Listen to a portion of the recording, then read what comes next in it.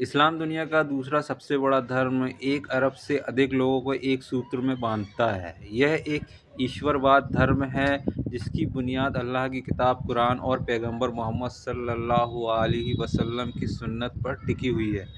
लेकिन क्या आपने कभी सोचा है कि एक ही नींव होने के बावजूद इस्लामिक दुनिया में कई अलग-अलग मज़हब, फ़िक़्ह के स्कूल या मसलक क्यों हैं? यह मज़हब क्या है और ये कैसे अस्तित्व में आए? आज हम इसी विषय पर बात करेंगे, इस्लाम के प्रमुख मज़हब और उनका महत्व। सबसे पहले ये समझना ज़रूरी है कि मज़हब स्कूल ऑफ थॉट क्या है। मज़हब का शाब्दिक अर्थ है जाने का रास्ता। इस्लामी संदर्भ में यह शरीयत इस्लामी कानून को समझने और लागू करने का एक व्यवस्थित तरीका है। पैगंबर मोहम्मद सल्लल्लाहु अलैहि वसल्लम के दुनिया से पर्दा करने के बाद जैसे जैसे इस्लाम अरब से बाहर फैला, नए नए इलाके, संस्कृतियां और जटिल सामाजिक कानूनी मुद्दे सामने आने लगे। कुरान और सुन्नह में हर सवाल का जवाब स्पष्ट रूप से मौजूद नहीं था। इसी ज़रूरत ने बड़े बड़े इस्लामिक विद्वानों को जन्म दिया जिन्होंने गहन अध्ययन और तर्क के आधार पर कानून फ़िक़्ह को व्यवस्थित रूप दिया। इन विद्वानों की कार्यप्रणाली और निष्कर्षों को मानने वाले समूहों को ही मजहब कहा गया। इस्लाम की सबसे बड़ी शाखा सुन्नी अहलुस सुन्नह वल जमाअह के भीतर 4 प्रमुख मजहब हैं जिन्हें दुनिया भर में मान्यता प्राप्त है। हनफी मजहब, इसकी स्थापना इमाम अबू हनीफा रहमतुल्लाह अलैह ने कूफा, इराक में की थी। यह अक्सर तर्क, कियास और जनहित इस्तिहासन पर जोर देता है। यह मजहब आज मध्य एशिया, दक्षिण एशिया, भारत, पाकिस्तान, तुर्की और मिस्र के कुछ हिस्सों में सबसे ज़्यादा प्रचलित है। मालिकी मजहब, इसकी स्थापना इमाम मालिक इब्न अनस ने मदीना में की। यह मदीना के लोगों के अभ्यास और आम सहमति इजमा को बहुत महत्व देता है। यह उत्तरी अफ्रीका और पश्चिमी अफ्रीका में प्रमुख है। शफ़ाई मज़हब, इसकी स्थापना इमाम मुहम्मद इब्न इदरीस अल शफ़ाई ने की। यह कुरान और सुन्नह की स्पष्टता पर जोर देता है और हनफी व मालिकी स्कूलों के बीच एक संतुलन स्थापित करता है। यह मिस्र, इंडोनेशिया, मलेशिया और पूर्वी अफ्रीका में लोकप्रिय है। हबली मजहब, इसकी स्थापना इमाम अहमद इब्न हम्बल ने की। यह सुन्नह हदीस के शाब्दिक अर्थ और कठोरता पर सबसे अधिक जोर देता है। यह मजहब वर्तमान में सऊदी अरब और कतर जैसे खाड़ी देशों में प्रमुख है। ये चारों मजहब बुनियादी तौर पर सही माने जाते हैं और एक दूसरे को वैध मानते हैं।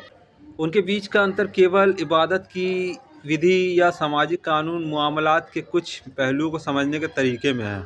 इस्लाम की दूसरी प्रमुख शाखा शिया के भी अपने मजहब हैं जो विशेष रूप से पैगंबर सल्लल्लाहु अलैहि वसल्लम के परिवार अहलुल बैत और उनके द्वारा नियुक्त इमामों के धार्मिक मार्गदर्शन पर आधारित हैं। इनमें सबसे प्रमुख है जाफरी मजहब। यह इमाम जाफ़र अल सादिक से जुड़ा हुआ है। यह इमामों की शिक्षाओं पर आधारित है। यह ईरान, इराक, लेबनान और भारत के कई शिया समुदायों में प्रचलित है। शिया समुदाय के अन्य समूह जैसे इस्माइली और जायदी भी अपने विशिष्ट कानूनी सिद्धांतों का पालन करते हैं। इन सभी मजहबों के अलग होने के बावजूद इस्लाम का मूल सिद्धांत एक ही है, अल्लाह एक है और मोहम्मद सल्लल्लाहु अलैहि वसल्लम उनके रसूल हैं। यह मजहब वास्तव में इस्लाम की कमजोरी नहीं बल्कि उसकी समृद्धि और ज्ञान की गहराई को दर्शाते हैं। उन्होंने इस्लामी कानून को विभिन्न समयों और स्थानों की चुनौतियों के लिए अनुकूल बनाने में मदद की है। यह हमें सिखाते हैं कि एक मुसलमान होने के नाते हम अपने इमामों के मार्गदर्शन का सम्मान करते हुए कुरान और सुन्नह से जुड़े रहें। अल्लाह हम सबको सही रास्ता दिखाए, आमीन। इस्लाम एक ऐसा धर्म है जो मानवता को मार्गदर्शन प्रदान करता है। अपने धर्म का पालन करते हुए पैगंबर मोहम्मद सल्लल्लाहु अलैहि वसल्लम ने हमें सिखाया कि यह धर्म हमें आसानी प्रदान करने के लिए है, ना कि हमें बोझ डालने के लिए। एक हदीस में रसूलुल्लाह सल्लल्लाहु अलैहि वसल्लम ने उल्लेख किया है कि निसंदेह धर्म इस्लाम सरल है और जो व्यक्ति अपने धर्म पर अधिक बोझ डालेगा वह उससे अभिभूत हो जाएगा। अंततः जो उचित है उससे प्राप्त करो और जितना निकट हो सके आओ और शुभ सूचना प्राप्त करो कि तुम्हें बदला दिया जाएगा। और सुबह, दोपहर और रात के अंतिम पहर में इबादत करके शक्ति प्राप्त करो। पैगंबर मोहम्मद सल्लल्लाहु अलैहि वसल्लम की शिक्षाएं समय और स्थान के पार भी प्रासंगिक हैं। पैगंबर मोहम्मद सल्लल्लाहु अलैहि वसल्लम की विरासत जो आज हमें विरासत में मिली है यह कालातीत है। उनकी सुंदर शिक्षाएं मूल रूप से इन 3 महत्वपूर्ण पहलुओं ईमान, एहसान और फ़िक्र पर केंद्रित है। फ़िक्र को पूरी तरह से समझने के लिए इस्लामी ज्ञान की समझ हासिल करने हेतु सही उपकरण और क्षमताएं होना आवश्यक है। यह हमारे दैनिक धार्मिक कार्यों से संबंधित कुछ ग्रंथों की विस्तृत और व्यापक समझ के बारे में भी है। सहाबा को यह हासिल करने का सौभाग्य प्राप्त हुआ।